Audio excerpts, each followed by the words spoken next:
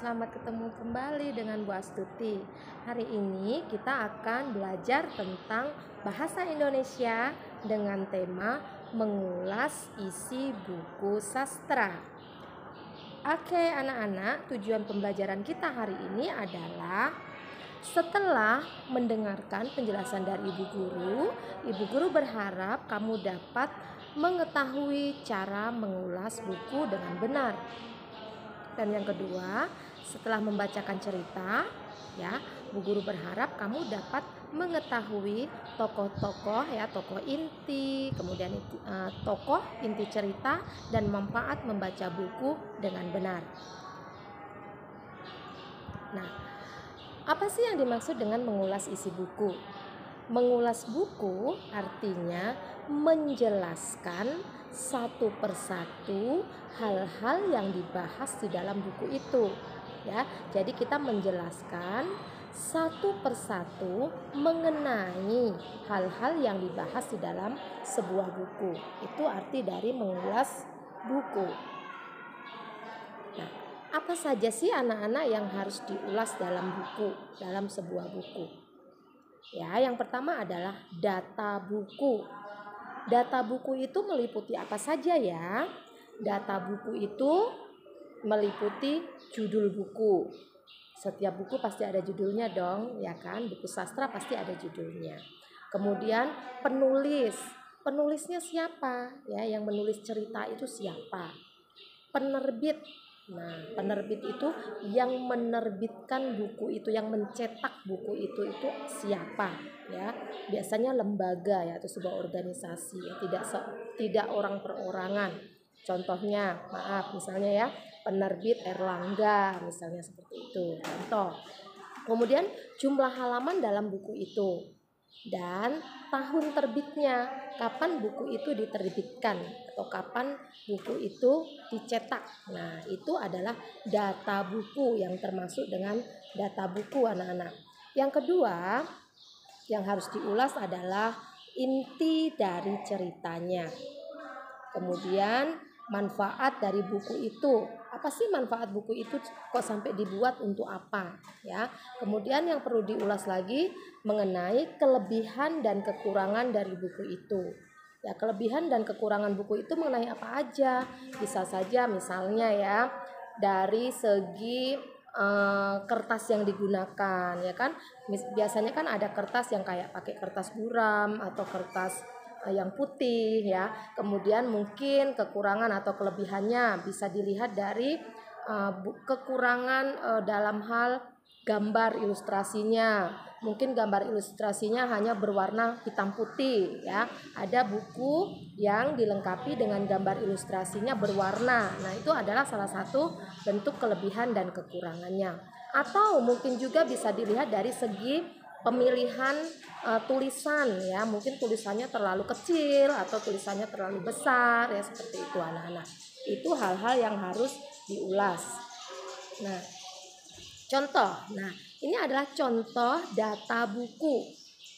Di sebelah Bu Guru sudah sertakan gambar tentang buku, ya. Ada buku yang berjudul Kemuning, yang mengarangnya adalah Maria A. Sarjono, ya, yang mengarangnya adalah Maria A. Sarjono. Nah, ini adalah sampul, ya, jadi kulit luar dari sebuah buku. Dari situ bisa dilihat identitas bukunya mengenai satu, judul buku. Judul bukunya Kemuning. Nah, kemudian pengarangnya siapa? Pengarangnya adalah Maria A. Sarjono. Nah, kemudian tahun terbit. Tahun terbitnya tahun 2001. Itu biasanya ada di sampul paling depan bukunya, itu ya. Di bagian bawah itu biasanya ada. Ataupun kalau tidak ada di bagian depan sampul buku, itu kalau kamu buka pada halaman pertama, itu biasanya ada kapan tahun terbitnya. Kemudian tempat terbitnya itu di mana? Di Jakarta. Kebetulan kalau buku ini itu tempat terbitnya di Jakarta. Jadi ada nama tempat di mana pertama kali buku ini diterbitkan. Kemudian penerbitnya, di situ ada penerbitnya itu Gramedia, ya, Gramedia. lembaga ya, sebuah lembaga ya, Gramedia. Namanya Gramedia. Seperti itu anak-anak. Ini adalah bagian identitas buku. Sama seperti manusia, kita juga punya identitas. Misalnya nama kita ya, nama saya misalnya Astuti. Kemudian tempat tanggal lahir ya kan, tempat tanggal lahir di mana kita lahir ya kan, kemudian tahun berapa kita lahir ya, tanggal berapa kita lahir, itu identitas ya. Buku juga punya identitas. Apa saja? Seperti yang Ibu Guru sudah jelaskan tadi. Meliputi apa identitas buku itu?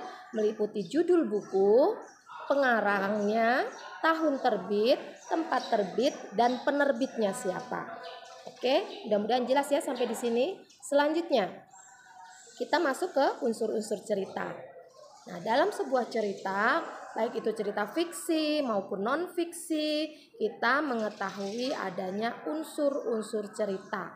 Nah, unsur-unsur cerita yang pertama adalah tokoh cerita. Tokoh itu adalah pelaku dalam cerita. Nah, ada pelaku utama dan ada pelaku pembantu atau tokoh utama dan tokoh pembantu ya. Anak-anak, tokoh dalam cerita itu bisa berupa manusia, bisa juga berupa hewan, bisa juga berupa tumbuh-tumbuhan ya. Anak-anak, jadi bisa juga benda-benda lain ya. Jadi tokohnya itu bisa berupa manusia, makhluk hidup maupun benda mati. Nah, bisa dijadikan tokoh dalam sebuah cerita. Contoh misalnya, pada cerita Kemuning itu tokoh-tokohnya itu awalnya itu manusia, tapi kemudian asal mula bunga kemuning ya. Nah, terjadinya bunga kemuning itu tokohnya manusia. Kemudian ada cerita tentang kancil dan buaya, kemudian ada harimau si raja hutan. Nah, itu tokoh-tokohnya adalah hewan. Biasanya disebut cerita fabel ya. Cerita yang tokoh-tokohnya hewan itu biasa disebut cerita fabel.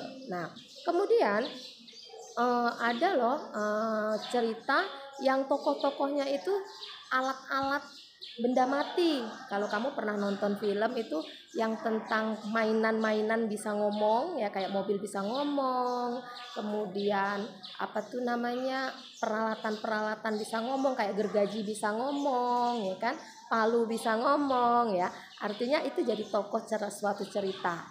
Jadi tokoh cerita itu bisa dari benda hidup maupun benda mati, bisa berupa manusia, hewan, tumbuhan, bahkan benda-benda lain ya, tergantung yang membuat cerita itu. Oke, anak-anak. Kemudian unsur cerita yang kedua adalah latar.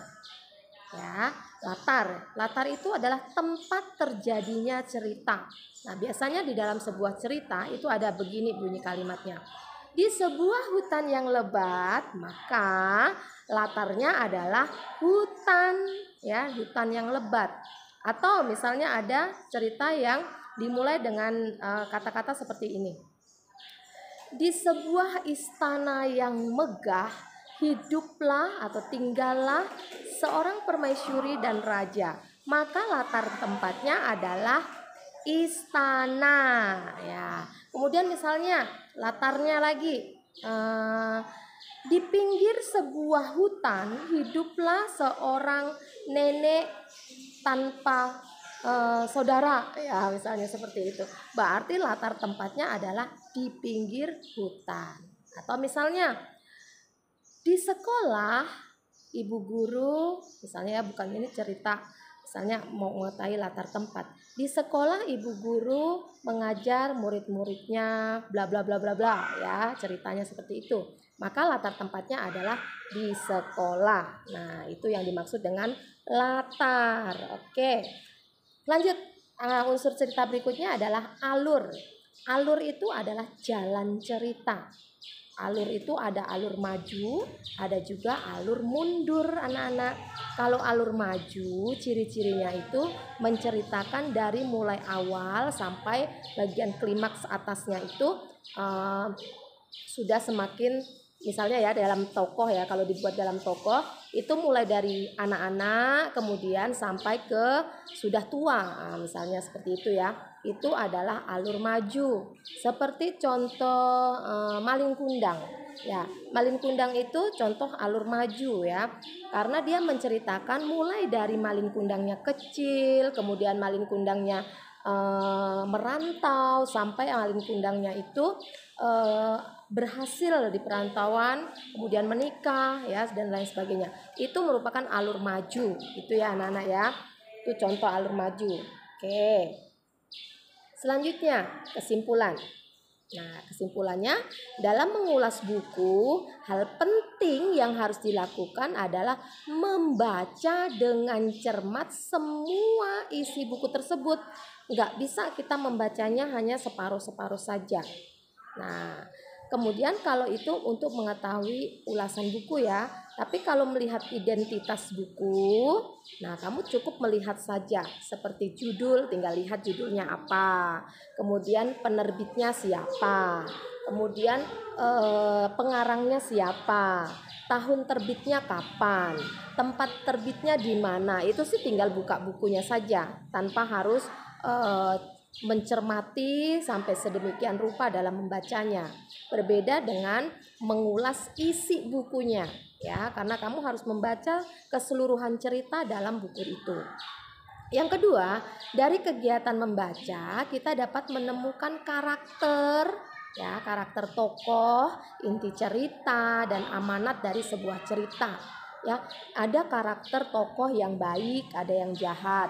Contoh, misalnya dalam cerita Bawang Merah dan Bawang Putih, ya.